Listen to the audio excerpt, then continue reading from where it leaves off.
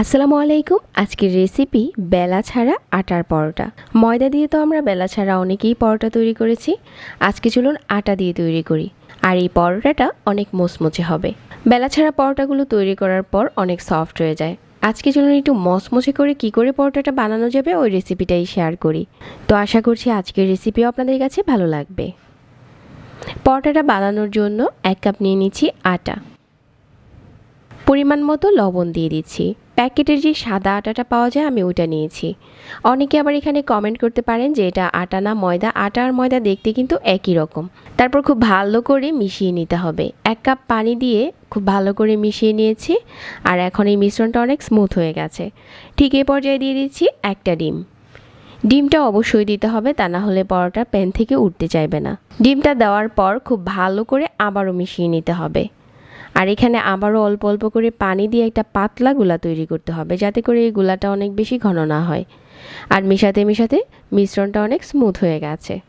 আমি ঘনত্বটা একটু দেখিয়ে দিচ্ছি। ঠিক এই পর্যায়ে হচ্ছে এখন একটা ছোট সাইজের মগে নিয়ে নিতে হবে।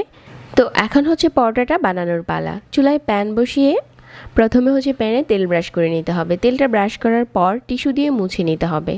এখন হচ্ছে প্যানের উপরে অল্প করে দিয়ে দিচ্ছি। ঠিক একটা পরোটার সাইজে যতটুকু গোলা দেওয়ার দরকার ঠিক ততটা দিয়ে দিবেন।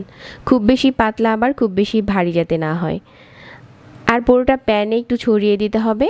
কয়েক সেকেন্ড পরেই দেখা যাবে যেটা কুক হয়ে গেছে। তখন উপরে একটু তেল ব্রাশ করে দিতে হবে।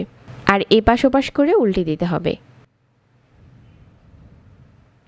একটা পাশ যখন উল্টানো হয়ে যাবে আর এভাবে করে ভাজতে থাকবো। একটু চেপে চেপে ভাজলে পরোটাগুলো মুচমুচে হয় আর অনেকটা ফুলে ওঠে। তো আমার এখানে এই পরোটাটা অনেক বেশি ফুলেছে। বেলার ঝামেলা ছাড়াও এরকম ফুলকো পরোটা বানানো সম্ভব, তাও আবার আটা দিয়ে।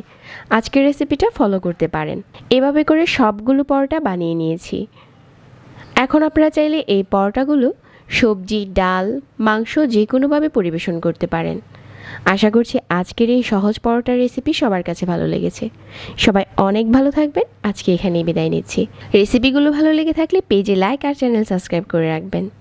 আল্লাহ হাফিজ।